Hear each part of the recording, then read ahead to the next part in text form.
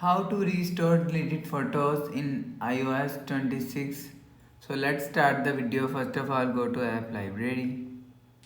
Now here click on utilities folder. Now here click on settings app. Now in settings, scroll down, click on general. Now here click on software update. Make sure your software update is latest iOS 26.01. So after updating, go back to home screen and click on Photos app. Now in Photos, click on Collection. Now here scroll down, click on, you will see Utilities portion. So click on Recently Deleted.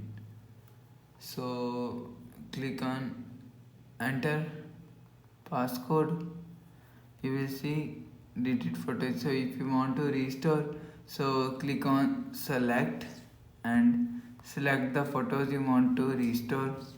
After selecting, click on this three dot icon and click on recover and click on recover 7 photo. So you will see my 7 photos is recovered. So after the procedure, go back to home screen, refresh phone. So that's how you can restore deleted photos in iOS 26. Hope so you like the video. Thanks for watching.